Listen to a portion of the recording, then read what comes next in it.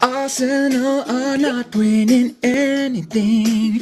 Do do do do do do. 700 mil down the drain. Do do do do do. Arteta thought he'd win it all, but he forgot they changed the ball. Now Arsenal are not winning anything, nothing at all. Ooh ooh ooh ooh ooh, nothing at all. Ooh ooh ooh ooh, not. Arsenal are not winning anything. Do do do do do do. 700 mil down the drain. Do do do do do. Arteta thought he'd win it all, but he forgot they changed the ball. Now Arsenal are not winning anything, nothing at all. Ooh ooh ooh ooh ooh, nothing at all. Ooh ooh ooh ooh, not. Hello and welcome to Spurs Kings TV. I am shameless. I don't care. Oh my God, what a weekend it has been in the football. Anyway, let's get into it. Hold on, I'm just going to have to bring this up again. West Ham fans, I owe you Graham Potter, I owe you an apology. Stocky, I owe you an apology. And to every West Ham player, I owe you an apology. Thank you so much. Power to the people. West Ham, love you. East London. On that note, let me bring out the guests. First of all, Sink, since you lost this weekend, you lost the Yeah, it's not great. Not great. What can I say? What are you laughing for? I'm shameless. do you know what it is? I just have to be grateful that we're not in a relegation dogfight at the moment. You know, I just want to be in mid-table mediocrity. That's all I want right now. That's like absolute bliss for me. Don't have to worry about playoffs. Don't have to worry about relegation. Just know where we are. Just go along. Just get good performances, hopefully, but not so lucky over the weekend. What can I say? Mitchie, you well? Yeah, not bad at all. Excellent work there, Marlon, mate. Excellent work. I'm shameless. I don't care either. It is what it is. It's got to be done. They need to. Look, you know what? After the whole Scaly against Man City, it needed to happen. But no, you look 4-3 yesterday. You nearly gave it away. Yeah, we took the second half off, still got the win. It was a must-needed win as well, because if Forest had beat us, they would have been 9 clear, and that could have potentially been Champions League done for us. But still in the mix, so happy days. Nice, easy trip to Liverpool on Wednesday. Mate, if you want to be a hero next week, you know what to do. Chris, and back in. Oh God, no! Let's not get carried away. Sarah, if you're about, tell him.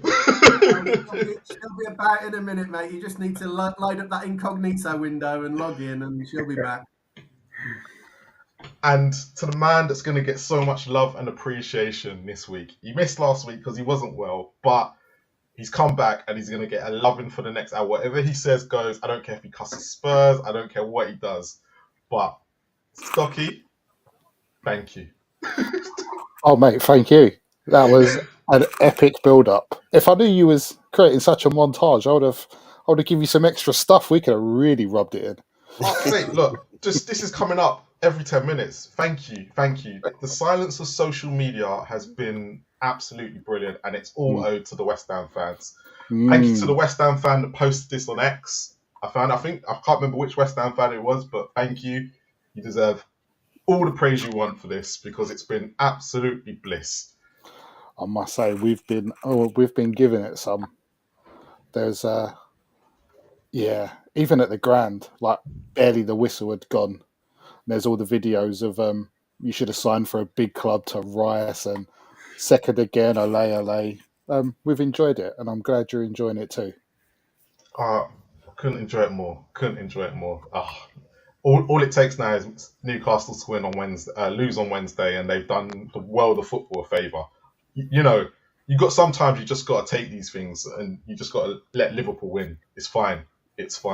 because the silence you're getting from them lot is bliss.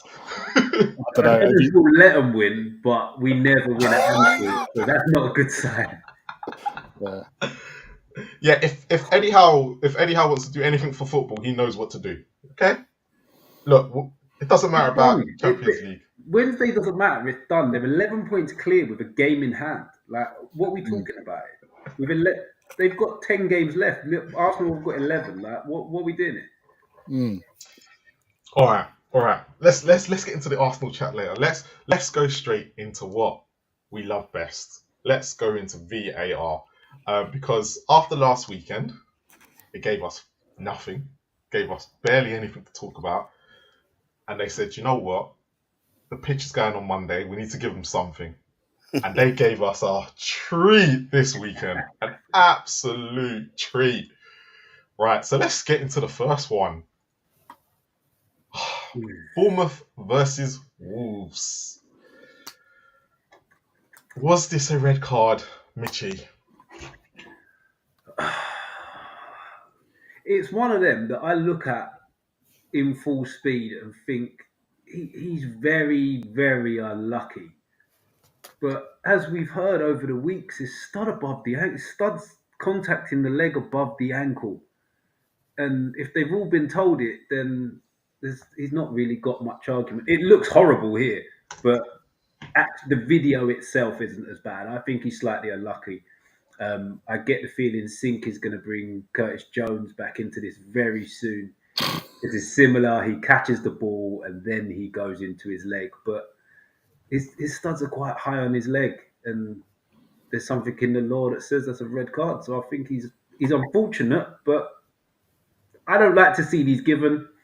It's let with the door though, so it's a red for me. Stocky, I'm going to come to you next because I've got a feeling I know where Sink's going. So go on for you. So I didn't know Bournemouth got someone sent off before I watched the highlights. And I saw that, I went, oh, that's definitely, for me, that's a yellow. But as soon as it was slowed down, I went, oh, like, as Mitch said, he was a bit unlucky because he's hit the top of the ball when he puts the tackle in. He hit the top of the ball, someone's leg with the studs. So, Marley's even bringing out the special effects for Stocky this week. He's got special lighting and everything. Stocky, man, he's loved this week. Do you know what? I didn't even notice that. This is amazing. To all the West Ham fans out there, if you want to come on this channel this week, you're going to get so much love. Yeah. Wait, what happened when we knocked him out of Carabao? Look, that wasn't as good as this. This one, look, this just hard. You didn't keep him silent. They were still like league. You didn't keep him silent. So he gets what he likes. Sink. No, you know what? Sink. Let's go to you. What was your feeling on this? Because I've got a feeling me and you might agree this week. So for me, right, this is a red card, and I explain why this is a red card. Because one, as he's come in with his studs showing. So when he's tried to make a connection with the ball, his studs are already showing anyway. On top of that, he's actually out of control because he doesn't want to actually make contact with the ball where he makes contact with the ball. And he's high above the ball. So he's above the center of the ball. So he rolls over it straight onto the player's ankles. And this is completely different to Jones. So Jones is in a standing position and he's actually trying to use his instep swinging, trying to pass through to kick the ball. And then when he makes contact with the ball, because of Zuma's leg behind the ball, it then rides over. That's why for me, that's not a red card. And this is a red card because he's out of control. He's jumped into the tackle. He's somewhat mistimed it. He's made contact with the ball, but he rolled over the top of the ball, which has now led for his studs to make contact with the Wolves player's ankle, above his ankle, which could be a leg breaker. So this is a red card, and that's why it is a red card. So what's his name? Bournemouth manager Areola said he believes that referees should be shown the monitor. And before I bring Chris into it, I wanted to get your thoughts on it. He should have been shown this at real time and not in slow motion, because it's in slow motion, it's going to look a lot worse than what it was in real time. Does anybody in the panel agree with that motion? Because I think even if you look at it in normal time and slow motion, it will look worse, but it's still, at the end of the day, his studs has made contact. Where everything he's made contact is wrong. That's the problem. Contact with the ball high above the ball, he's rolled over. If he does that and he doesn't make contact with his ankle, maybe it's a yellow card then. Say he just slides past him and it's just his trailing leg that catches him, then maybe that's a yellow card. But because his studs have made contact, he's not in control. That's what the I thought was the new rules. Back in our day, this would just be a straight yellow. Get on with the game. Free in kick. our day, I think that'd be a good Yeah. tackle. I think someone's Really? buying you a Yeah. pint after the game for Yeah. that. Yeah, I think that would just be a yellow card. Maybe back in our day, I think. Jeez, can you imagine if there was VAR back then? Oh, God. Can you imagine the fines?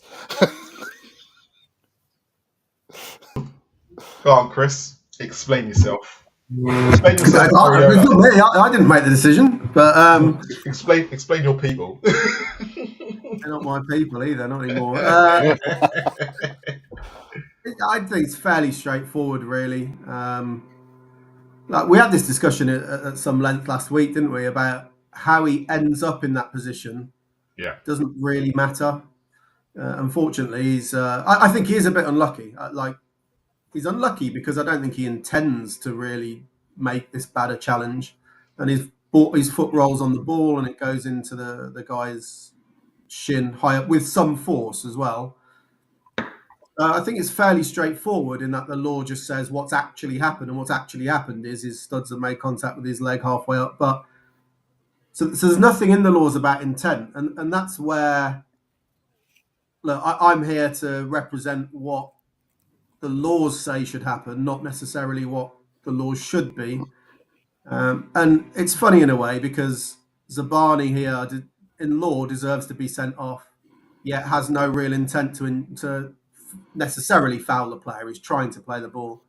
But that Miles Lewis Skelly one against Wolves, also against Wolves, ironically, Yeah. This is not a red card because the contact was sort of glancing, but the intent was far worse. Right, he had no intent whatsoever to play the ball. He was only playing the man.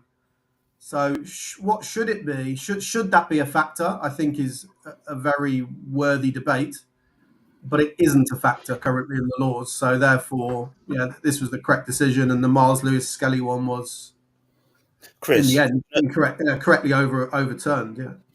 just to like interject there, see like something like a sin bin, would that be more beneficial to like a situation like that? I mean, they have trial sin bins. I never actually refereed with a sin bin, even as a trial. I always thought, I'm answering a slightly different question here, but I always thought the practicalities of sin bins are difficult because when you go down the pyramid and you start doing it at kind of the level you guys have played at and I've refereed at, if you have 3 or 4 people possibly in a sin bin, which could happen, you're going to need about 20 watches up your arm, aren't you, to time all of these things. So the practicalities of a sin bin are tough, but at a top level, Yeah. you could definitely do it. Do it like he did in the class and get the egg timer. Once this all can go back on. I'm not. I mean, they've trialled sin bins. I'm not a massive fan. I think they trialled them more for sort of technical offences or dissent rather than bad challenges. At the end of the day, I would say not for challenges like this. I feel for Zabani a little bit, but I mean, let's be honest. He could really have injured the guy, and there's the onus, as I've said many a time. The onus is on the defender not to go in a way. I mean, he just hits the top of the ball, right? If he makes a proper challenge and plays the ball properly, at worst, he's going to catch him down on his foot. He's not going to potentially break his leg like this. So there was a out of control. I think you said it, Sink. He's kind of out of control when he went into it, and it's led into this. So I have some sympathy for him, but it is a red card. I don't feel. I think it's a red card. I don't feel a sin bin is appropriate that he should come back on in 10 minutes' time. But everyone's got different views, and what is your level of tolerance for a challenge like this. So, I wouldn't necessarily argue till I'm blue in the face that absolutely it shouldn't be a sin bin. I can see some argument for ones that are not malicious, maybe, but it's a bad challenge. Yeah. I don't think the Bournemouth manager's got any real argument either, because no matter what speed you look at this at, he's going to send him off. That was one point I did want to make. Obviously, I wasn't there to watch the screen, right? So I can't say with 100% certainty, but I do know a couple of months ago, the protocol was changed so that the first thing the referee sees always is the offence in real time. So I think he's probably seen it in real time, if I'm honest. Apparently, he was shown. So the first thing that he was shown apparently was this image, and then he was shown it in real time. Yeah, so they were told to stop doing that. They show us still to show where the point of contact is on the player. Yeah. But they were told to do that after they'd played the image of the video at full speed. Yeah. So that's what should happen. Obviously, I don't know exactly whether Iraola's got it wrong. I don't know. Yeah, I don't know either. I wasn't too sure, but from what they said earlier, when I because there was a conversation about it, they said they actually showed the image first and then showed him, because they were talking about which we'll talk about later, the Everton game as well, and this one came up and it was pretty much exactly the same. But yeah, sending off, agreed. I think we're all agreed on that. Let's go to the next one. Oh, sorry. I need to read it. What am I doing? Let's get rid of this. Sorry, this keeps coming up. Remove from scene. Okay. Let's go to the sending off. At 1-0, by the way, so it wasn't like they weren't losing already. So this originally went as a booking, if I remember correctly. And then it was overturned into a red card. Stocky, I'm coming to you first because this is your team and you've got skin in the game here. Yeah. Should he have stayed on the pitch, or is this a clear goal scoring opportunity? I can't remember who he fouled though. Now I don't even care, if I'm being honest. He fouled a West Ham player. Mate, I've heard so many outrageous takes of this on socials this weekend. Funny enough, all from Arsenal supporters. So Kudus has just nicked the ball off of the fullback Skelly, and it was, again, he knows he's beat, so he's just, first of all, he's tugged his shirt and then he's just kicked him.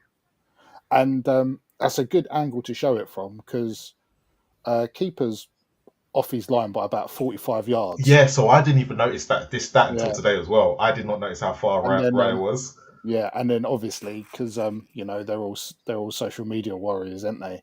And they're like, oh, Raya would have made it. And it was like Kudus was in control of the ball. That was the issue, and that's why he had to go, because Kudus was in with a keeper 45 yards off the line. So of course it's a goal scoring opportunity. So yeah, he's got a walk, and he's done it again for blatant foul play. Like Chris mentioned in the previous one with the Wolves, his intent is not to play the ball; it's to just play the man, and it's consistent. And if you carry on doing it, you get reputation. Okay, I'm going to ask you a question, because I know you've seen it, and I'm not sure if the other guys have. Yeah. Should Kudus have been sent off for the elbow on Skelly though? No. Come on, if that's an elbow, let's all pack up and go home. Oh, come on. This is Kudus now. He has got a bit of an issue when it comes to reacting. Don't spoil my buzz, man. Don't spoil my buzz. No. Look, I have to look. Even though I know I'm ripping into Arsenal. However, I do need to ask the question in that sense of, should Kudus have seen a red card for you? He did kind of lean into him. Look, you can tell me what you want. I don't care. I love you either way. That's no sort of punishment. That's just, people will say that clutching at straws. Everyone that goes for the tackle, there's part of a physicality to it. He's not trying to do it. He's down there for the ball and he won it. Do you know the reason why I asked that? The reason why I asked, is he not trying to do it? Because of what Lewis Skelly did against Manchester City, and I think you can see a lot of players now are coming out and saying they need to stay humble. I know everything was completely the opposite, but a lot of players are literally going after Lewis Skelly at the moment because of what he did. No. And I'm just asking the question: did Kudus was like, let me try and leave one in on him? If he wants to play a man's game, he's got to learn quickly.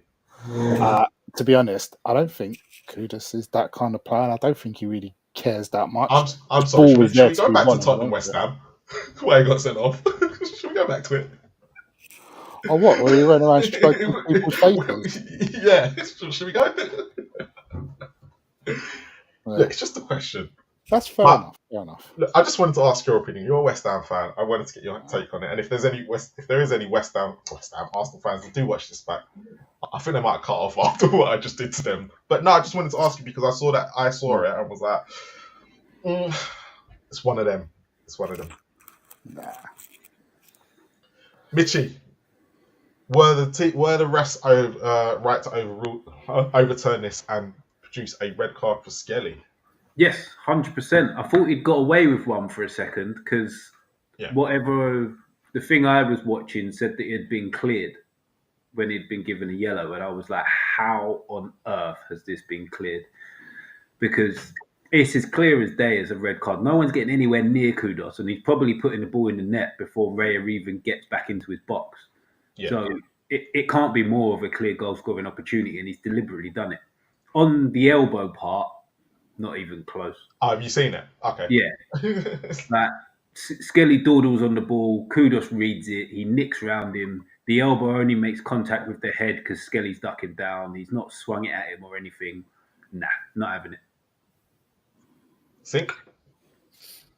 For me, I was just more surprised that the ref actually came out with a yellow card so quick, to be honest. I thought he was definitely going to give him a red to begin with. I thought, looking at it, I thought the linesman probably should have got involved and probably advised him a little bit because look where you can see the linesman here on the right, and he can see everything. He's clear as day to him. So why is he not giving the referee any advice? In my opinion, no, maybe they just anticipate that VAR's going to step in, and then which is awful. That's the only thing I don't like. They should still treat everything exactly the same, and VAR's just back up. Yeah, possibly, but I don't know. Maybe how things are, they want to try and keep the speed of things going. Maybe they just wait for VAR to give them the confirmation of what's actually happened, and then they can make the decision. But overall, I was actually again surprised that he come up with the yellow card so quick. I thought he would have definitely, if he was going to come up with a card, come up with a red card because I thought it was pretty obvious that there was no one around to cover, and it was denied clear goal scoring opportunity. I'm in agreement with everybody, but Chris, I'm going to ask you this slightly different. Why have the refs not given this as a red card straight away? This is bread and butter for them, right? I mean, I'd defend him slightly. A couple of reasons. Well, first of all, why the assistant's not come in. I said it. Well, when you're refereeing as a team, you get used to the way that each other works, and ultimately, as the referee, you're leading that team, and you get the first opportunity really to make the decision. And if you're positive and you're certain in what you're doing, the assistants will just stay out of it because it undermines your credibility as a ref if you go to give one thing and the assistant is saying no, give something else. Well, what if you're the one in charge? Your opinion is more important than the assistants ultimately. So if you're really confident, you'll just lead on it, and the assistants will go right, just stay out of it.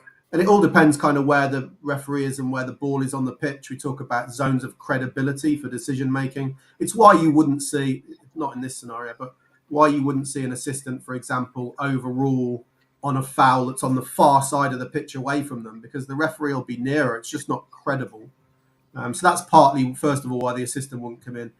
I mean, it's a red card. Let's be clear, but I don't think, and I do think it's a clear and obvious error, but I don't think it. At the same time, I don't think it's the worst decision I've ever seen, because these are quite hard as a ref, because you've got to think about where's the ball going, who's made the offence, is the attacker getting onto the ball, whilst at the same time remembering the position of every other player on the field all at the same time. So it is quite tough, and it's a long, long way from goal. So if you've got any doubt at all, bear in mind he's not penalising the nature of the tackle, he's not penalising the intent or the cynicism. He's penalising, is it definitely leading to a goal-scoring opportunity? And all of these factors that you have to remember: where are people positioned, which way are they running, how quickly are they running, where's the ball going, is the player going to get to the ball? All of that stuff you've got to do a snapshot of in a second. It's very tough sometimes to remember all of that in one go. And if you've got any doubt, you have to give a yellow card. So I got some sympathy for him. Normally, 9 times out of 10, an offence that far out from goal would probably be a yellow card, I think. But in this case, there's a couple of factors that really don't help Arsenal here. David Raya, like, someone's lent on the PlayStation controller, haven't they? Like, he's off running in some random, like, what is he doing? Like, Someone's where is he holding going? triangle. To be fair on that one. To be fair, if you watch Arsenal play, he's always, because originally Skelly has the ball, and that's the bit. So he's there for Skelly just to play the ball back. So I can see why he's there, but obviously I didn't realise until today that I've seen that he was that far forward. Yeah, he's a long way forward, and not only that, but the only other Arsenal player even anywhere near in the same half is absolutely miles away. Miles away, yeah. Miles. Yeah. Anywhere near to, sorry, I've forgotten the West Ham player again, but he's not going to get anywhere. Is it Kudos? He's not going to get anywhere near to him. He's definitely going to have a shot from 40 yards into an open net, or if he doesn't want to do that, he's going to have enough time to run to the area and have a one-on-one with the keeper. So I actually thought it was a really good example of, I can forgive the ref for that. I can understand why as a fan you might not necessarily appreciate it. Is actually not the easiest decision. I can forgive the ref for that, and I thought it was a classic example of why VAR exists, and 100%. Yeah, I do agree with that part. I just think the linesman is the one who should have helped his mate out here. I think when you look at it, you can see where he is as well. It's not like it's not blatantly in front of him. But maybe. So what will probably happen is, I would say as a ref, like, I'm in charge, unless it's right in front of you and I'm miles away, in which case I expect you to referee your own area. That's right in front of you. Maybe from about the zones we talk about, and maybe from where the line the assistant's running to about into where the penalty area starts, and there all the way up in his half. That's probably sort of the assistant's area. Anything that falls out of that, I'd expect the referee to lead on. And I would say to my assistants, do not come in unless I invite you. And those signals are at my level. I didn't have all the headsets and stuff, so I just talked to them. But at my level, I'd invite them in. We'd know just by body language and just by eye contact whether I'm making the decision and I don't want you involved, or whether I need your help and I want you to tell me what you think and you can lead on it. That's all the teamwork between the officials. I think all that's happened is that the referee's had a high degree of confidence that he's happy it's a yellow card, and he's just made the wrong call. 1 second. Ashley in the chat's trying to get me a job. Stop me, Park. Surely there must be decent pay there. And you were saying there's a lack of refs. Get back in. I did notice, by the way, I can't remember whether it was this game, but one of the matches I was watching over the weekend, it went to VAR, and they said, the VAR official is so-and-so. I can't remember who it was, but it definitely wasn't a Premier League referee. So I know they are going more towards specialist VAR officials, and them not necessarily being the same group of refs who will be doing the Premier League the next day. Show them your body of work on here, mate. Mic check. 1, 2. I'm back. Okay, cool. Let's go to the next one. So the next one is Everton versus Manchester United. So the question here is not whether why did they overturn it. The question is, was this a clear and obvious error for them to overturn it in the first place? Stocky, I'm going to start with you again. I thought Man United were a bit fortunate here. We've mentioned it a few times over the weeks about, just letting the refs ref it unless there's a major clanger. And I didn't think that was it. And having had Moyes as a manager for like 3 to 4 years, he don't often complain about referees' decision. And I watched his presser, funny enough, and he weren't happy about it. And he don't often complain about refs. So that's how I thought. That's like doubled down on for me there. It's a bit of a stinker. I do feel sorry for him there, actually. I don't So, think they need to get involved. so the question for you is, right? Let's just take the fact that they've overturned it for a second. So you're saying it wasn't a clear and obvious error, but was it a penalty for you? So there's two different questions there. That's why I'm asking in different ways, because I'd say this one's proper loaded. Also, it doesn't help that it's Ashley Young, perhaps. Because a long time ago, he had a bad reputation for such things. And the way he goes over doesn't help him at all. But so I do think he's proud. Yeah, so apparently they I think they show him the two angles that I'm showing, but they don't show him the third or something like that, which basically you can see. Yep. I can't remember. I think you can see the lip, but not. It might have been this angle they didn't show. They don't show this angle, the one at the bottom. They show every other angle, which shows him actually basically him and Maguire colliding, but he doesn't show the lip holding Ashley Young, which is the bit that everyone's like, hold on. Okay, Ashley Young might have died for it, and for me, wasn't a penalty. However, it's not clear and obvious error. No. I think that's the issue here. Yeah, I didn't think it was that if a ref give it. And also, you got to imagine where the ref was and seeing two players converge on an attacker in the box. So he's give it, and like I said, I don't think it's that much of an error. I'm with you. I don't think it's... Sink, where do you sit on it? There's two different questions. One is, do you think it is a pen? But two, is it a clear and obvious error for them to overturn it? And I think that's the difference here. For me, the problem is there's two situations. Yeah. There's the lit. Is he holding Ashley Young's shirt? Yes. Does Ashley Young dive? Yes. Does his dive look obvious? Yes.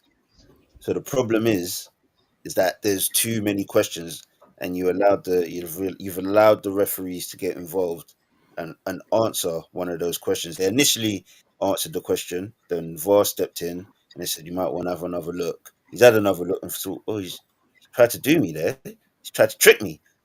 I'm not letting him have that. No, free kick other way. And did Young get booked for this one? No, didn't get booked. Didn't get booked. So yeah, for me, I think VAR actually did the right thing, to be honest. If the dive didn't look so obvious, then maybe he might have got away with one. I reckon some Arsenal fans have just gone to Marlon's door, have they? And Someone took that. West Ham supporters sent him a takeaway. Mitch, I think I'm the odd one out here, you know, because I think it is a pen. You think it is a pen? Yeah, and the thing is, I've looked at it a few times, and I've been trying to figure out if Maguire's foot actually makes contact with Young's foot as well. And do you know what? I've not even made me think it was a pen. I didn't even clock onto the feet. And I could, from no angle could I see if there was contact, but it looks like there's contact, which is why I think it's a pen and why I think it shouldn't have been overturned. It's got nothing to do with the pull. It's the fact that I think Maguire's right leg makes contact with Ashley Young's left leg here. In the bottom picture, you can kind of see what I'm talking about, but there's no definitive answer whether he did or didn't, but it looks like he made contact. And I think that's what's made Ashley Young go down, not the pull. I don't think, and I don't think that was obvious enough, because I didn't pick that up at all in any of the replays that I saw of this game over the weekend. I didn't even. Yeah, but from my point, it would be once it's been given, there's no definitive angle that shows that there's no contact there. So it kind of has to stay as it was. I think the problem is for VAR and the officials is that it just looks too much of an obvious dive. Yeah, there is the contact, but it looks the dive is just too theatrical. Yeah. Although thinking about what I just said, Chris, if when you roll onto it, if the dialogue between the referee and VAR is the ref says he's give it for the pull, and then they've just looked at the pull. Does that then take away the fact that there could potentially be a trip by Maguire, and it swings it the other way because he hasn't give it for the trip? There's no definitive proof that there is a trip, so they've then overturned it. Does that make sense? You're getting close to what actually happened. I don't know, Marlon, do you want to say anything before I sort of explain No, it? go carry on. Yeah, you're close, but it's actually the other way around. So when I saw this in real time, I'll be honest, I don't think there's enough there generally for this to be a penalty overall. I don't agree about a trip on Young. If anything, Young has done what he always got his reputation for, which is initiating that contact and then going down like ridiculous. But I saw the pull from De Ligt. I thought, I don't think that's enough really for a penalty. But the referee having given it, I couldn't believe that it was overturned on that basis then. I thought, well, he's definitely pulled him. And I was texting my best mate who's a United fan going, it's absolutely outrageous that's been turned over. However, I've since changed my mind. And there's one important factor here. And it's kind of what you were just talking about, Mitch. And when you actually talk through the logic of what happened, I think it becomes fairly straightforward. So he gives a penalty. And he says to the VAR, I've given a penalty for Maguire tripping Young.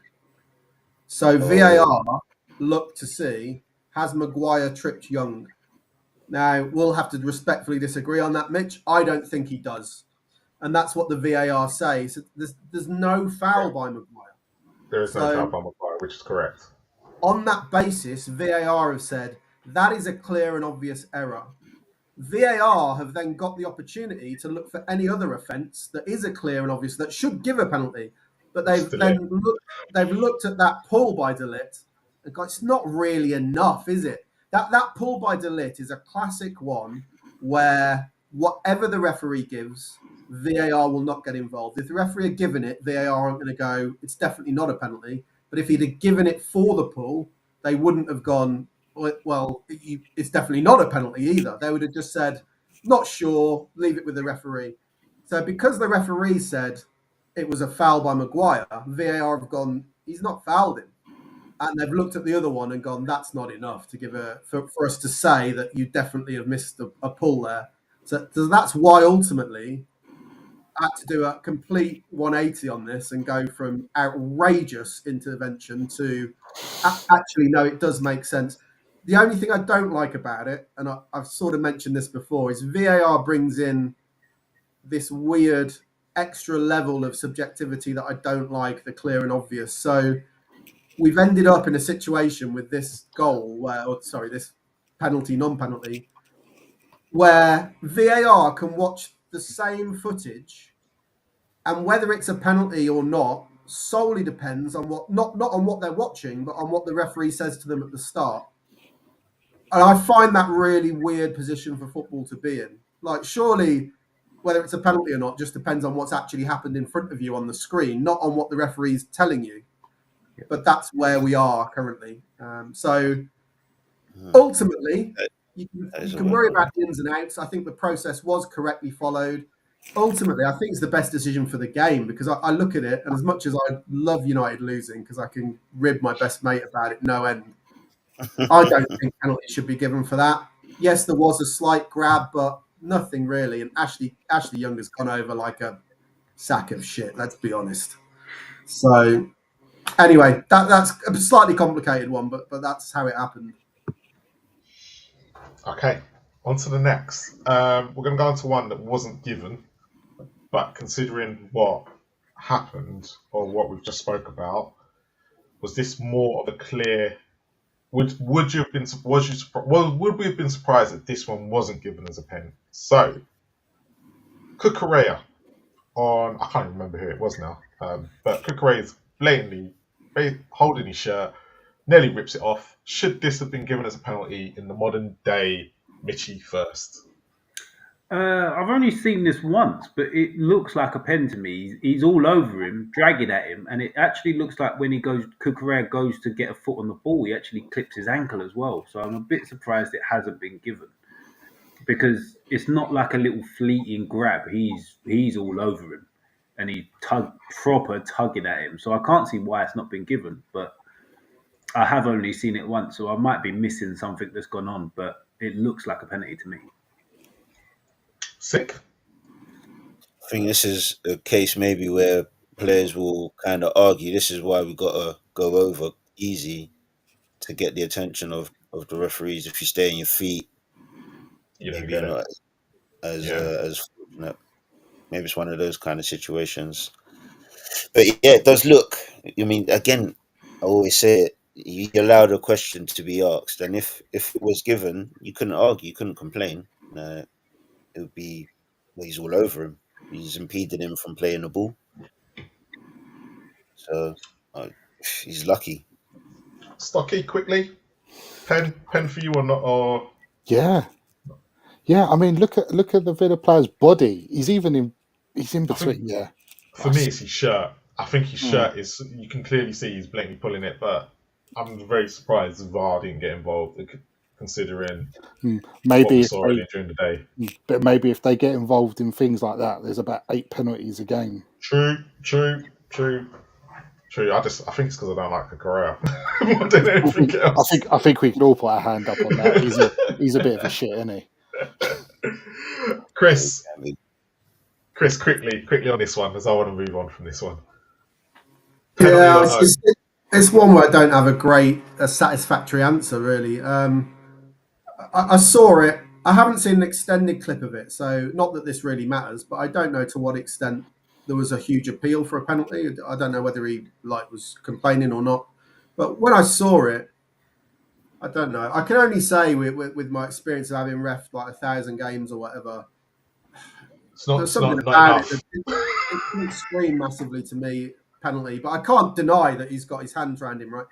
What it reminded me of, you remember when I told you the story of when I went to referee Spurs West Ham reserves, which was a level way above what I normally ref, and I was giving all the contact that I give at the lower level I referee, and the players were just like, "What are you doing? Like, we don't." And there was a certain level where I'm like, "Yeah, but he's pushed you in the back," and he's like, "Yeah, but I don't." We kind of accept that. That's the level of contact we accept. And I saw this, and I just thought, is it a kind of accepted level of contact at Premier League level by the players? Which is why I was saying I'd be interested to know how many complaints there were from the players about this. Well, just to throw you on this, because I didn't even realise. So in front of both of them is actually the ball. So he's actually going to take a shot, but Cons is there as well. Shall I read you what it says? Because I know this one we've all briefly seen. So this was the VAR review. One of the considerations for a possible offence is both players being involved in mutual holding. If that's present, there's no foul by either player, and they equally are culpable. So Cucurella and Bogard have hold of each other. I mean, I don't see that, but I'd have to see a longer clip. Longer clip. Was he holding him first? I don't know. This is why VAR chose not to intervene. So that's the reason why it wasn't given, because apparently Bogard is apparently holding Cucurella too. Which if that's clearly seen. Yeah, if that's correct, then absolutely. But I've not seen that from the video that I've seen, but I've only seen a really short clip of it. Okay, so I want to go on to the next one, because this one was quite intriguing. And only because I was there, I'm going to bring this one up. And in any highlights, it hasn't come up, but what you see is blatantly what happened.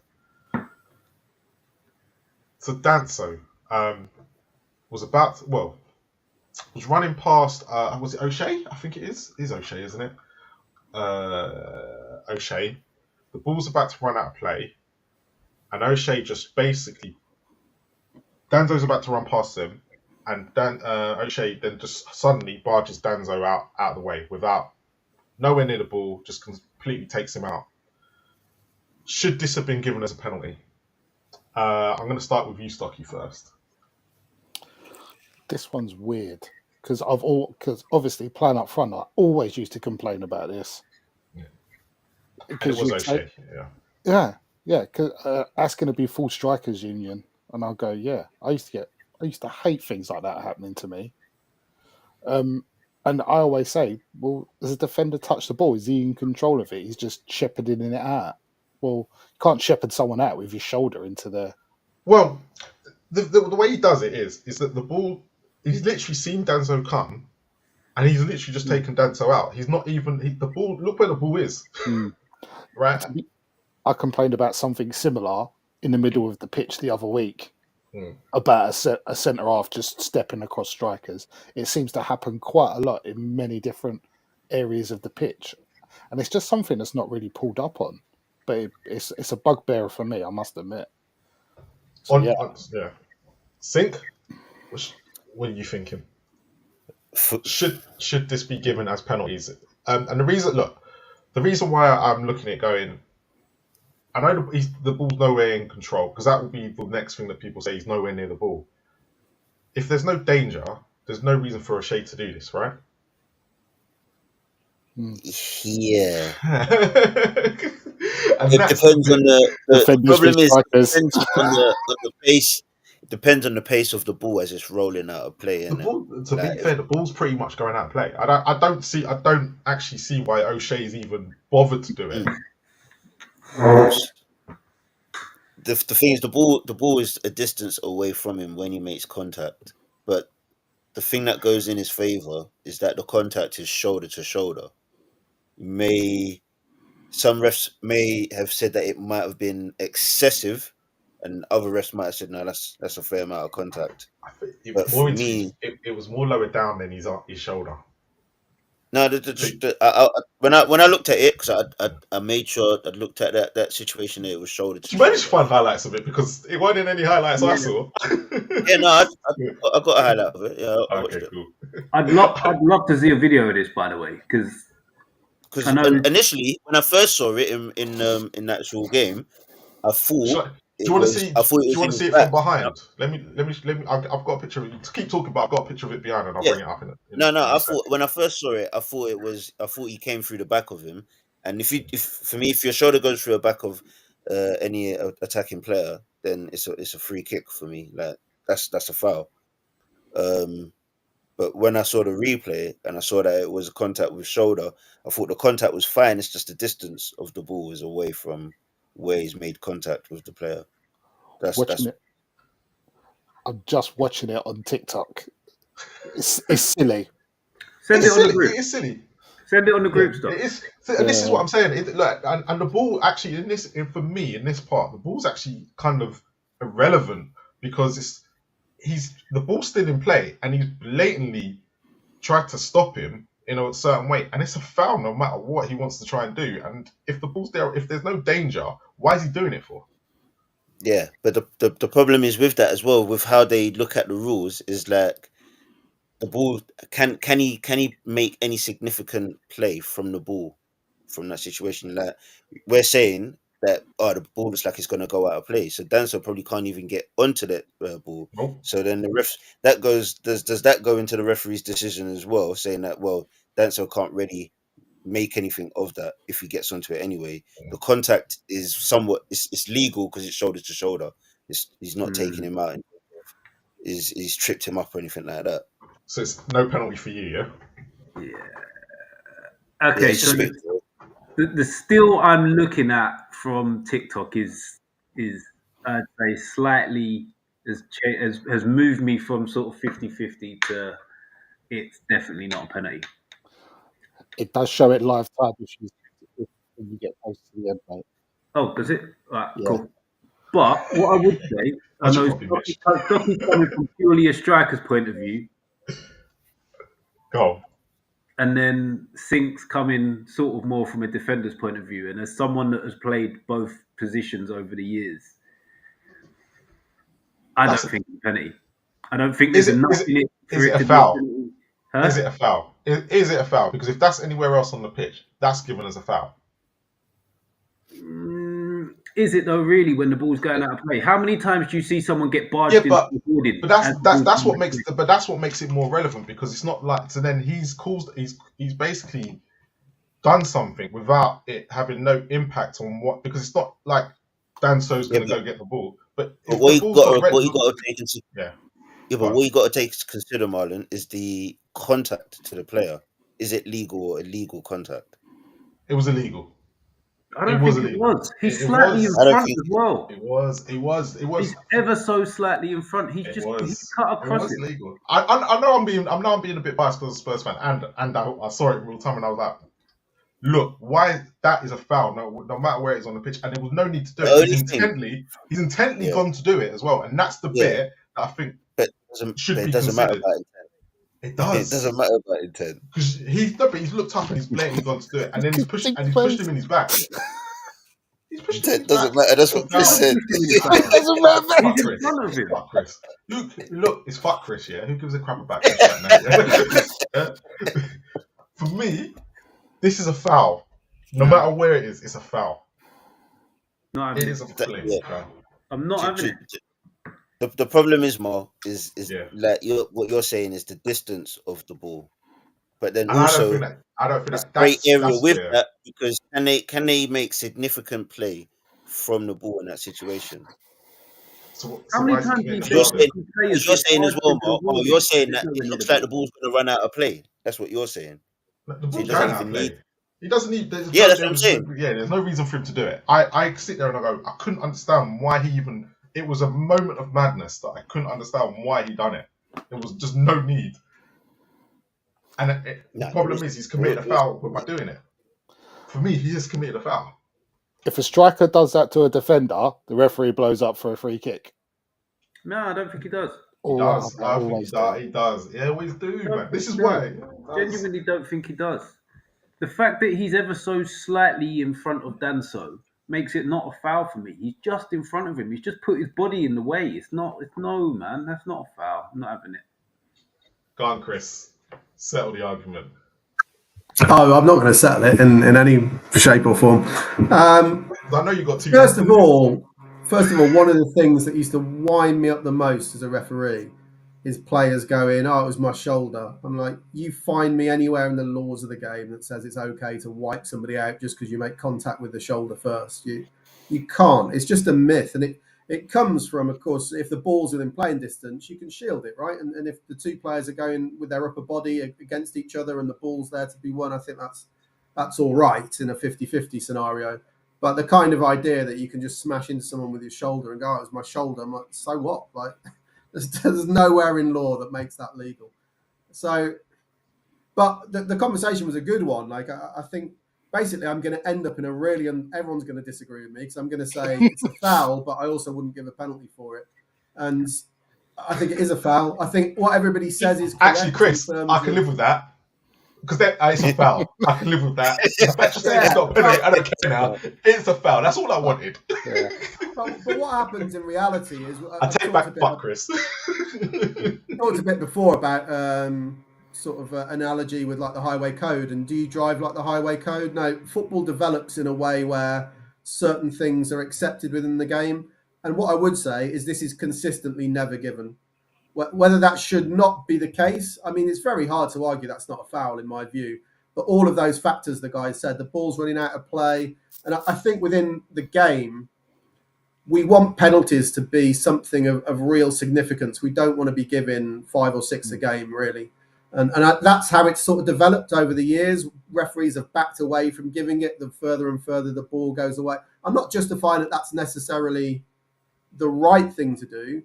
But with the way the game is refereed these days, I'd be shocked if that was given as a penalty. Okay, can I ask a question? Yeah, can I ask a question then? No, you can't. No. Look, I'm going to ask a question. If he doesn't barge him and he trips him up on purpose, would that be a penalty? Yes. Considering how far the ball is. So why? That's a completely different scenario. No, but it's still a foul. This is my point. No matter how you're looking at it, it's still a foul. You're saying a trip is, but he's still fouled there. Like Chris said, he's still fouled. It should still be given as a penalty. That was a foul. Nah. Not having it. It's a bit like, I suppose, I know this is a very different scenario, but it's sort of a little bit like playing a clip of a goalkeeper and then after 5 seconds going, well, it should be a free kick. Well, it should, because that's what the laws say. It's never given. Never, ever given. And this is exactly one of those scenarios. I'd be amazed if you can find me a clip in the Premier League in the last 5 years where something like this is given. Okay. Not Any not Arsenal defending fans? it. Just the way it is. Any Arsenal fans? Just find a footage of Michael Oliver of doing that, because there'll be somewhere in the archives. Got it saved in their drafts. Yep. Oh, but that's going to take them a week to go through all the refereeing decisions that they've got a problem with, right, in the last few years. They'll be They there will all do day. it. They will do it. They will do it. Yeah. All To right. be fair, they all tuned out the third time Marlon put up that clip. All right. Last VAR one. Newcastle Forest. Was this for the second penalty, or was this for the third goal? I can't remember. The Second penalty goal. was I thought the second goal. Yeah. penalty wasn't given. I'm going to start with you, Mitch, because obviously it's your team. You're obviously going to say it's a penalty, I believe. Yeah, Is it a yeah. penalty? Yeah, I thought it was a penalty straight away, to be honest. And then watching VAR made me think it was even more of a penalty, because his arm's outside of his silhouette. People will say you've got to jump with your arms, but his left arm's not up in the air. So why is his right arm up in the air to block the ball? I'd be more sort of sympathetic to him if both his arms went up to jump. But if you're going to jump with your arms, you jump with both. You don't pick and choose which one goes in the air. So for that reason, for me, it's a penalty. Sink. Yeah, it's a pen. He's been very silly. He's jumped. He's turned his back.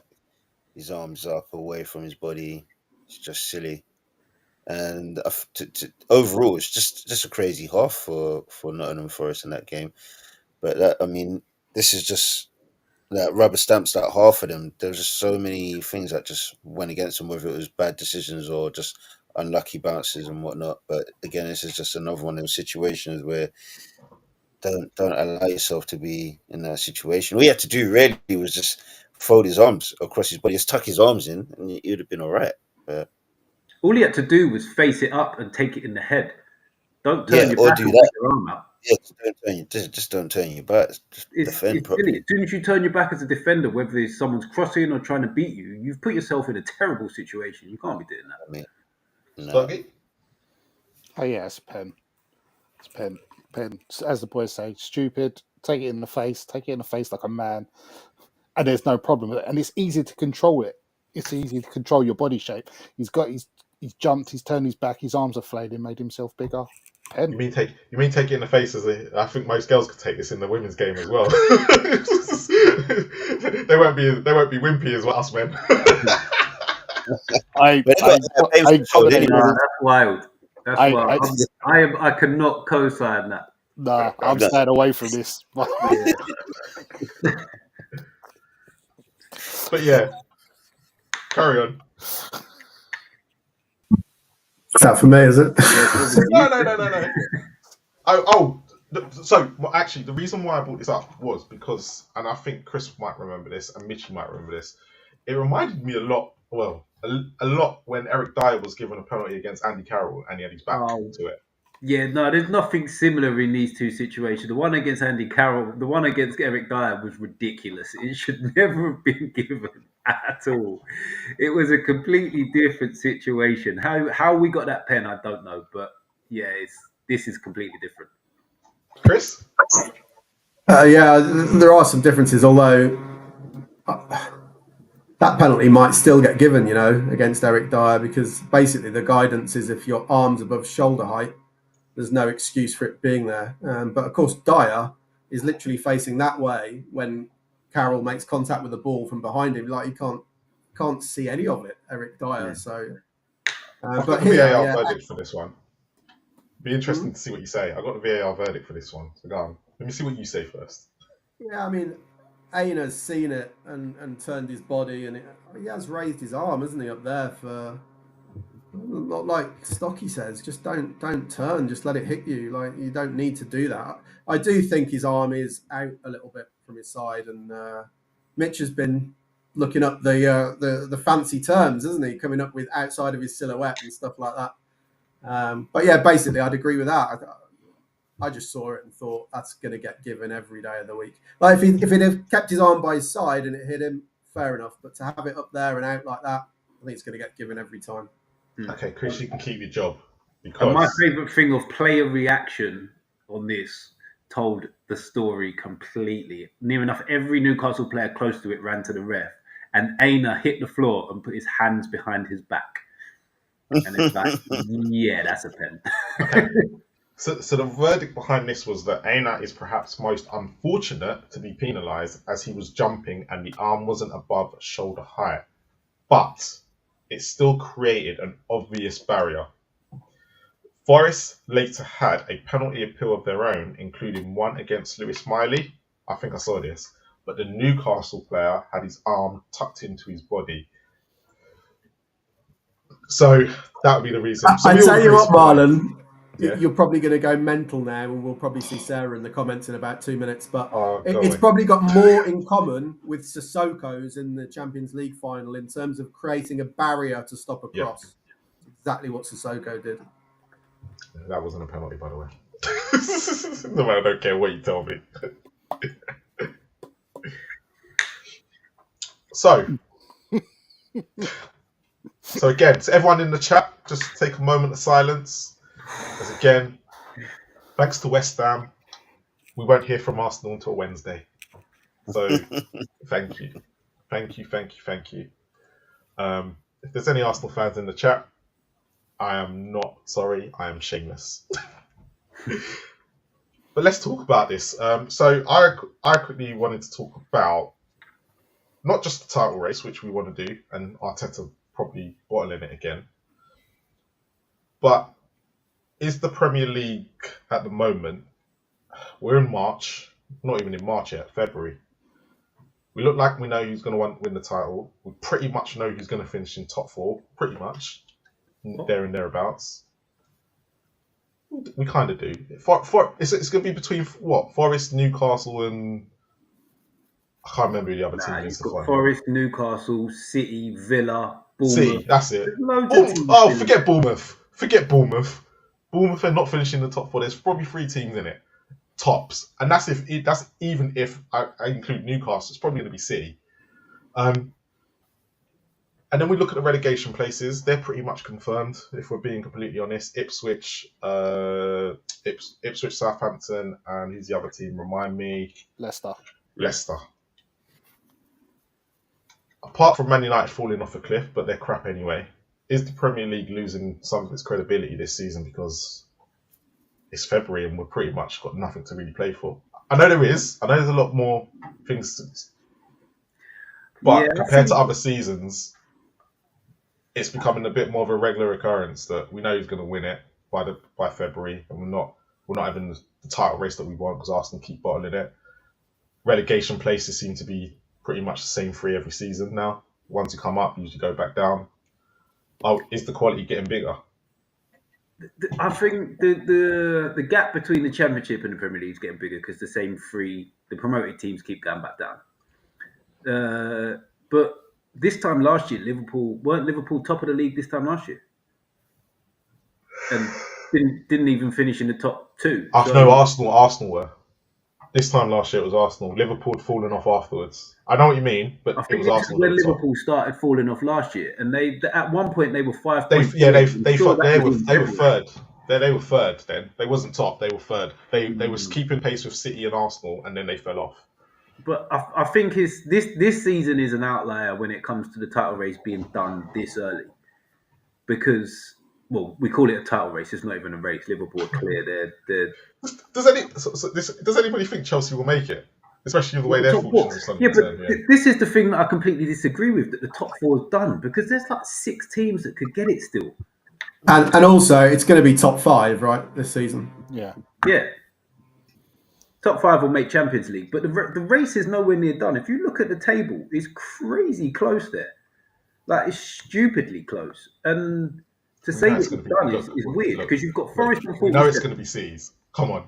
Right? We all know it's going to be Cities. Yeah, but City are very hit and miss. They haven't been hit and miss in the last... They've lost to the good teams in the last month, which is Arsenal, Liverpool, and someone else. But they've beat everyone else. They've started to pick up form. I know they haven't been the greatest, but they have started to beat everybody else, which they weren't doing in November and December. But what I will say on City, me and Stocky did predictions on our channel, and that was after the bang on the midway point of the season. And I said Newcastle and City will be mirrored to the end of the season and we will finish just above them. At that point in time, we were 1 point above Man City. We are now level on points 7 games later. So they haven't been that great still because we haven't been great in the last 7 games. So City have still been doing the same thing City have been doing. And Forest are 47. Both of us and City are on 44. Bournemouth 43. Chelsea 43. Villa 42. There is no way we can say top 4 is done.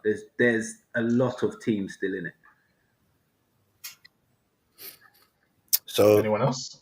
just from my perspective, I think this season is a transition season in terms of the two the two main managers of the season. One of them left with Klopp, and his void has been filled in with Slot.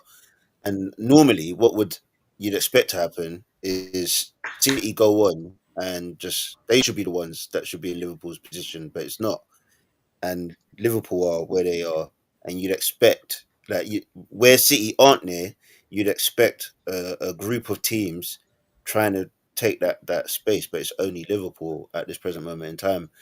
And I just feel like the changing of all the managers, there's a lot of change. Chelsea's had big change. Obviously, Liverpool's had a big change, and Arsenal not actually taking full advantage of the transfer window in terms of getting that big striker, because that's where they missed up. If they actually got a couple of marquee attacking players to go with the defensive players that they had acquired in the last windows leading up to this season, then maybe we would have an actual proper title race. But they've dropped the ball in that situation. And I just feel like with losing Klopp, we're in a bit of a transition, and Liverpool have absolutely taken full advantage of City not being where they normally are. Do you think this is kind of like so from what you're saying, this is, and I use the Leicester season as an example because everyone that kind of was going through their transition, even though Leicester won it. I'm not saying Liverpool and Leicester are on the same breath, but it's just a case of Liverpool have got their team at the moment, and they're probably going to be going in the transition season next year.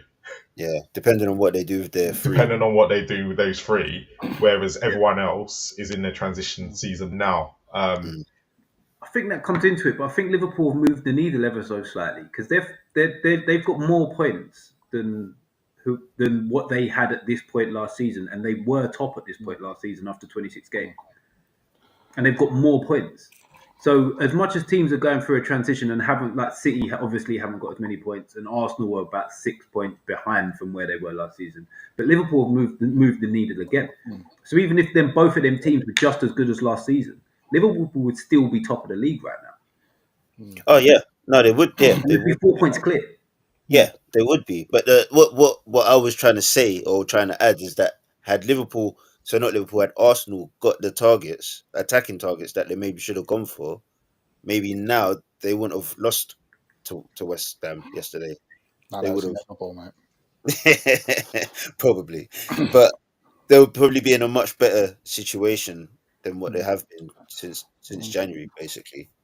And the thing is as well, Liverpool have actually given opportunities in terms of to get back into the title race. They've dropped points here and there, and Arsenal had the opportunity to make a title race to the end of the season, but they have not been able to. Yeah, I think Liverpool have been ever so slightly fortunate that Arsenal have gone very close 2 years in a row. And as Liverpool found out a few seasons ago, you go that close and you put that much energy in for 2 full seasons, there's going to be a fall off at some point. And Liverpool had theirs a few seasons ago, and Arsenal are having theirs now because you just can't keep going and going and going and going. Well, And no, they you get haven't really added loads. Like the team that challenged City the first time round is still the core. There's not much has changed. No. So for them players to keep trying to go and go and go again and getting closer but still failing, it takes a lot out of you. And I think that's what we're seeing from this season. I'm a bit different. I don't know about you boys, but I think it feels a boring season because there's been a lack of a constant challenger throughout the season, especially Arsenal dropping off so early. Because I don't know about you lot, but I didn't have Liverpool in the top two No. beginning of the season. I think they excelled what everyone thought of them, mixed with a downturn for City. Arsenal, not only did they not strengthen where they needed to, their reluctance to rotate players has caused injuries, which amplified that. But I think Liverpool were better than everyone anticipated, perhaps maybe even themselves at a point, because we had a chat on here early on in the season. Like, they're not giving it the big one. Like, they're playing it quite cool and calm, so maybe they didn't expect it either. Yeah. I think, yeah, they made themselves better when no one expected it, and other sides have dropped off. I'd say the more concerning thing is that over recent years, the inevitability of the three coming up going down. Yeah, that is a bigger thing. But Liverpool, just rolling back to the title challenge, chase, whatever you want to call it. I would actually say if Liverpool did what everybody kind of expected them to do at the beginning of the season and kind of finish third or fourth, I would say that the Premier League quality has gone down a bit, because you'd be looking at Arsenal top of the league, 8 or 9 points back from where top of the league were this time last season. Yeah. All Liverpool have done have moved the needle. It's literally one win more than they were at top of the league this season. This time last season. So what are you trying to say, Mitch? Liverpool going to fuck up? Slightly, huh? Liverpool going to fuck up like they did last year? I don't think so. I think they're more methodical this year. They're more methodical, and they think about what they're doing a lot more. It's not all haphazard and we're going to blitz people and blow you off the pitch and stuff like that. It's not.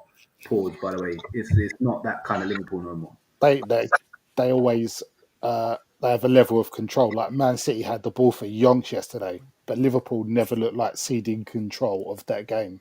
Mm-hmm. Everything was. They were prepared for everything, and everything was in their remit. They never looked flustered. Yeah. So the question, yeah.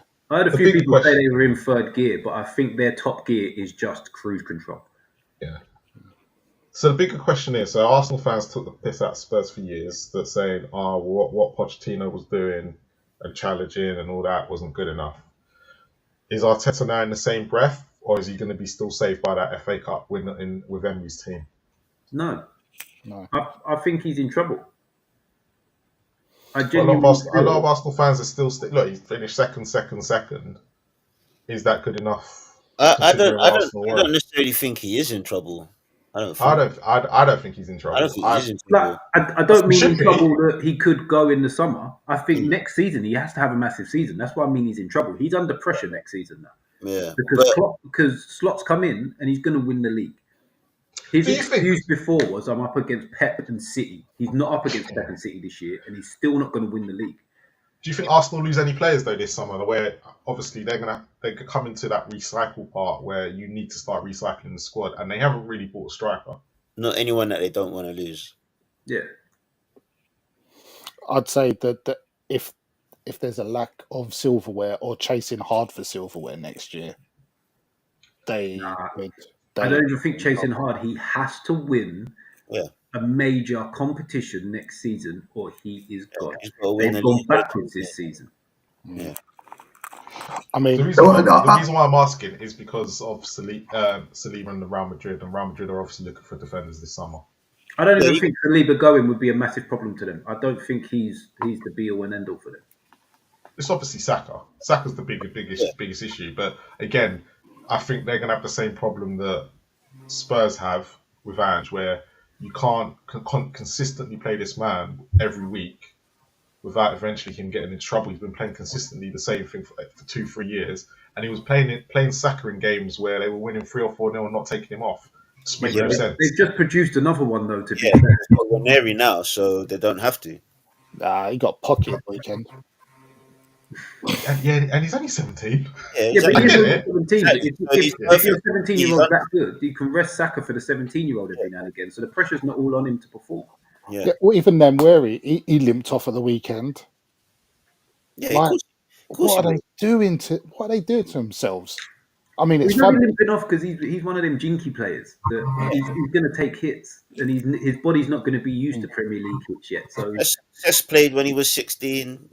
Wiltshire did. Obviously, Wiltshire was a serious injury case, but Cess played when But he yeah, was but Wilshere was the same. Like playing sometimes when you play players that young and you're playing them like consistently, they do end up picking up injuries. Not all of yeah, them. but Like Fabregas is a great example where he didn't. Wiltshire came out in a couple podcasts and spoke about he made mistakes with surgeries that he's had for certain injuries, which contributed to his early retirement. Wiltshire made a lot of mistakes, and it started from not being very good at tackling, then not letting his body recover from injuries, to drinking and smoking and stuff like that. That was Wiltshire's main problem. I don't think it had anything to do with playing too young. Look at Rooney. Rooney came through at 16 and was immense all the way Yeah, up he's a to man's what? body. But if you take someone like Michael Owen, Yeah, his but again, injury problems. Michael Owen again is a bit like Sturridge, just like a freak of nature in terms of his hamstrings were just But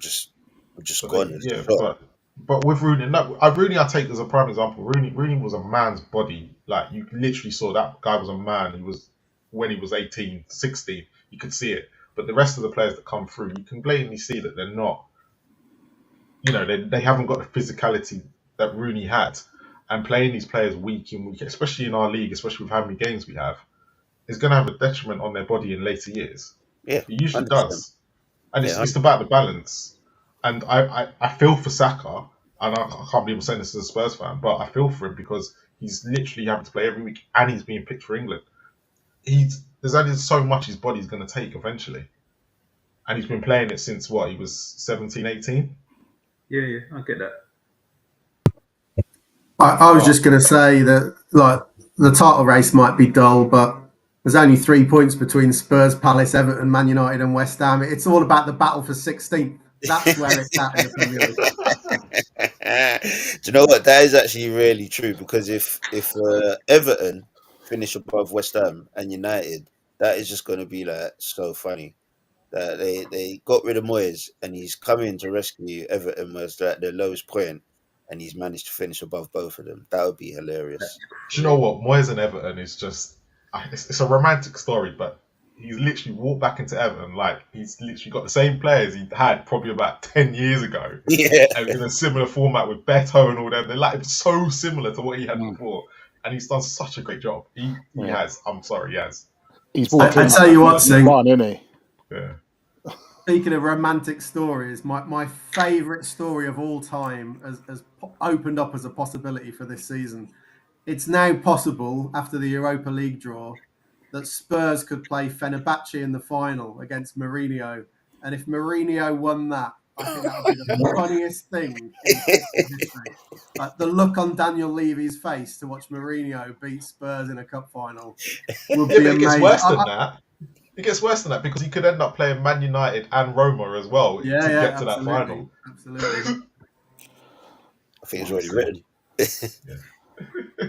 Can you imagine what Mourinho would be like in that final? He'd just be like, we'd see another Porto moment where exactly. Hold on, Chris. Hold on, everyone. Are you actually saying that Ange can get to Europa League final? Is that what you're saying? Oh, of course not. No, we'll stink it out. Do you know your form in the Europa League ain't that bad though. To be fair, you've been getting quite. Mate, we were lucky in that. Do you know what? It's weird because I thought that, and then I saw our results, and Alkmaar we beat by a penalty. Galatasaray we lost, and Roma, the only decent team we actually played in the draw, we drew 0-0 at home. The rest of the teams, if we hadn't beat them, there would have been some serious questions being asked. Yeah, 100%. Players are coming back, and crazier things have happened. Yeah. We've drawn a team we've already beaten who weren't that great. But I tell you why we won't.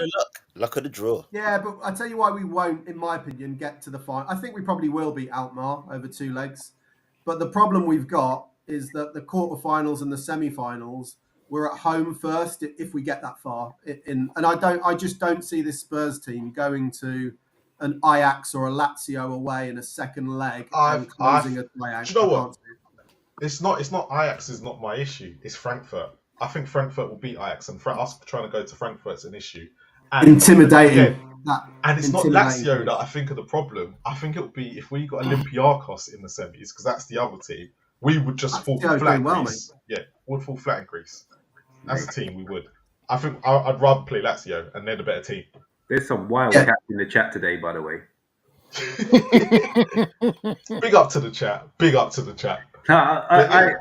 I have to respect the optimism, but Sean turning around and saying that What did Spurs he say? still get top 5 is Mitch, Sean, he's just tell him, holding the tell newspaper the wrong way around. He's got the Premier League upside down. That's what it is. Sean, crazy. tell all of them. You got a Spurs fan who doesn't want Ange. You got a QPR fan who's in the Championship, and he's allowed Frank Lampard to get in front of him. You got a Newcastle fan that just about beat Forest after me, right? But no, actually, Stocky gets my only love today. We got to love Stocky. Yeah, he's a West Ham fan. I'm sure he I do love. I will just say in the comments, I do love Samuel, mate. I love the Spurs fans who are like this, who rather than use a metric like how many points. His name's Luke. He was on my show Tuesday. His name's Luke. Call him Luke. Luke, you know his name.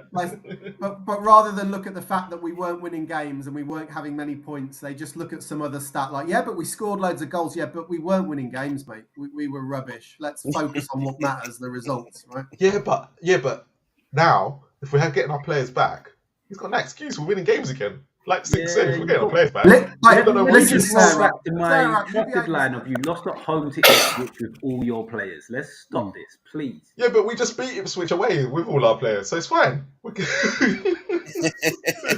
reversed it. You saw us. That's like girl, man. It's all right. We beat them away. It's fine. It's fine. Don't need to be about home. Just reversed it. It's fine. Look, you know where I'm beaten in the last 3, yeah? From 3 league games, where I'm beaten. Okay. Yeah. Not bad for Spurs. Ange might go in his big run again. Well, to be honest, mate, Ange doesn't look like he's done many big runs in his life. Let's be honest. Look, we've got City tomorrow. No, it's on Wednesday. We'll see. And then Liverpool got Newcastle. Who's West Ham got? Stocky. Leicester. I hope you lose. The world's back how it used to be. Even took that fancy light off from around your camera. yeah. The glow's worn off. It was nice. Stocky. I apologise. I do. It's you. Yeah. To all West Ham fans, I really do love you guys. Like, I have to say, you're my favourite right now. Okay. Just moment of silence, please.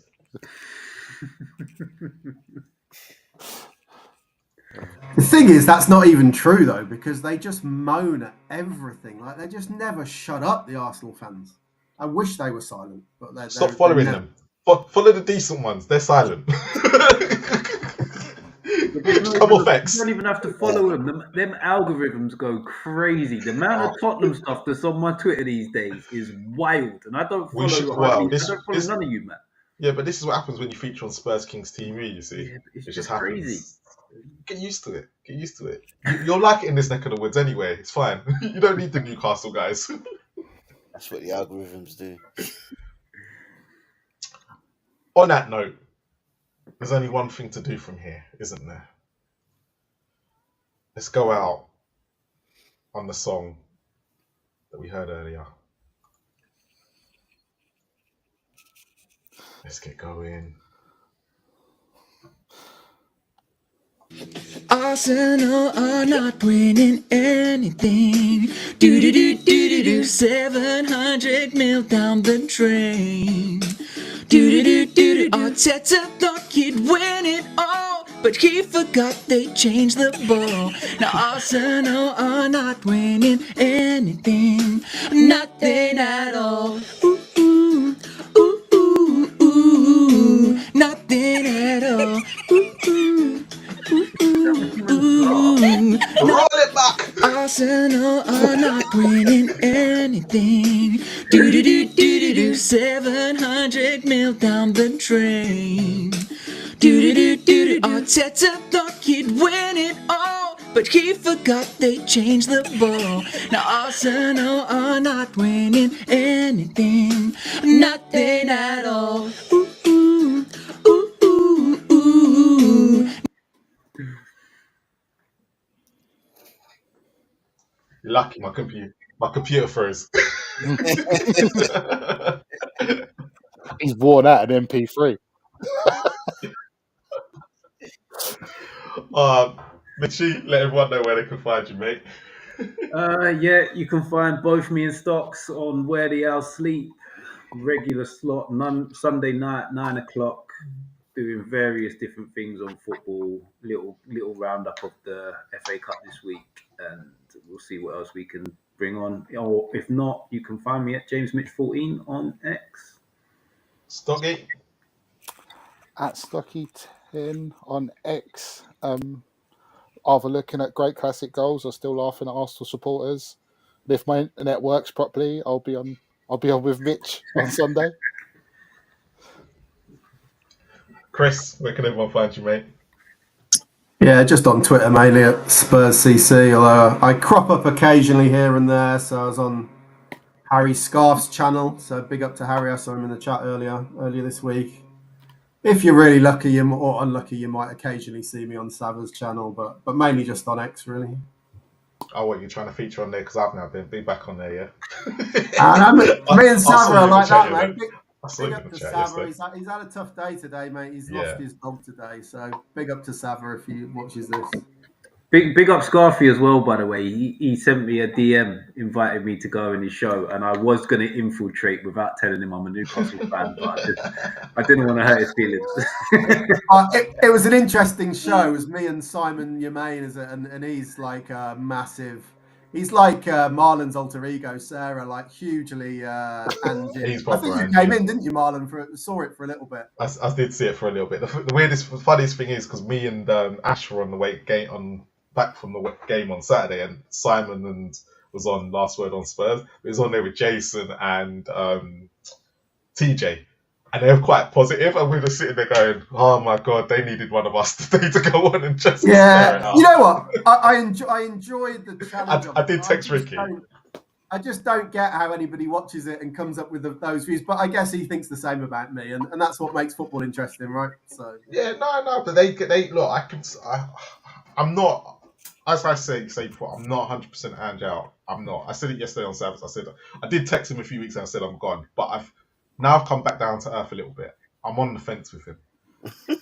I'm not 100%. I'm at least 200%. I know you're 200% out, but some of the arguments that are put against him can be quite unfair, but some of the arguments I feel are justified. And it's just that balance. And the only question that I've now got in my head that I need to be able to answer by the end of the season, if we're going to go through an injury crisis next year, I just need a Spurs fan who's Ange in to explain. If I said to him, would you trust Ange to take you through that injury crisis and explain why? Then I might say, yeah. But at the present moment, we're going to get the same results next year. And this club is not going to back into what we need. That's the only thing. I mean, all I'd say without dragging this out, he ain't going anywhere this season, right? So he's got the next 2 or 3 months to show that he can actually learn something and not make the same mistakes he's made for the last 18 months. And if he can, you have to say, just quickly on that though, Ipswich, I thought apart from the Greg Danso thing, which I really got annoyed about at first, I think on Saturday he did everything that he should have been doing back in September and October. I believe he took the players off at the right time, rotated, but this is one game. Let's see what happens in the next week. It's one game v Ipswich, so and that's what I mean, right? I'm not against moving my opinion, but I'm not going to move it after a game against United and Ipswich, who are stinking the league out. If we start doing this against City in the week, and then I think our next game's Bournemouth, maybe I'll come on and say, you know what, maybe he deserves another season. But if he drops Jed Spence on Wednesday, he's done. He's finished. Oh. The rewriting of history to claim credit for not playing Jed Spence at the start of the season is like some spectacular revisionism. Do you know what? I give him credit for it. For him to actually come out with that and believe it, I give him credit. Just to have the brass balls when he tries to freeze him out the club to say, "Oh no, I was just testing him." Like, just testing him. Europa League squad? No? Okay, cool. Sig, where can everyone find you, mate? You find me here next Monday, mate. That's it. See, there you go. See, Chris, Mitch, and Stocky. That's how you do it. promote that you're going to be here on a Monday. Yeah. Well, All Hold three on, are- hold on, are Marlon. in the always house. here, bro. Preaching to people about loyalty to Spurs Kings, are you? Good Surely not. enough. Oh, come on. I am loyal to my kid. I'm loyal. Me and Ash, yeah, can't be on the same stream together, yeah, at all, unless it's for We Are Tottenham TV, because we're royalty, yeah? So you can only have one of us at a time, because if one dies, you still need the other one on it. Right? So we are loyal to Spurs Kings, mate. Don't get it twisted. And 5 or 6 other channels. But yeah, absolutely, mate. Good luck to you, mate. Good luck to you. And as you can tell, we'll be back next Monday. Talk about. Oh no, will we? FA We'll Cup. talk about this week, won't we? Yeah. Yes, I FA don't want Cup, to do it. innit? I don't. You don't know I don't like doing the FA Cup. I know I none like of these Spurs are are left right. in it, but come on, you still got to talk about I'll it. let you lot do it. FA Cup, isn't it? Let you lot do it. They're not You lot playing. can do it, man. I'm not doing the FA Cup. You lot can do it. Next week it'll be hosted by Mitchie. I won't be here.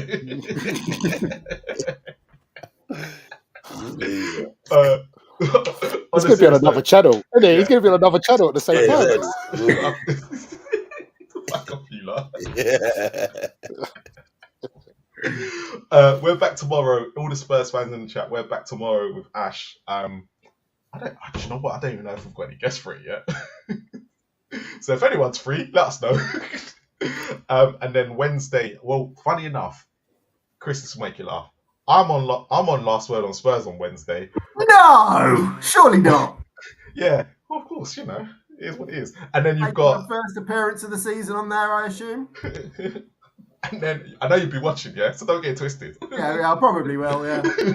Saying, I know him. See, I will be being loyal to Spurs Kings TV on Wednesday because I'll be watching the Watching the rivals. rivals, yeah.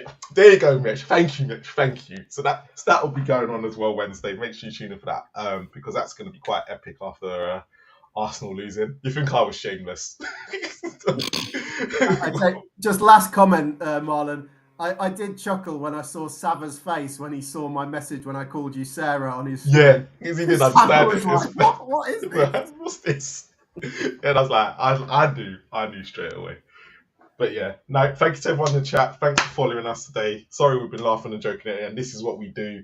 But as always, come on, you Spurs. Oh no, Stocky. Really? You get the privilege. You really do get the privilege this week. Come on, you Irons. Oh crap! I forgot to. Yeah, let's do it.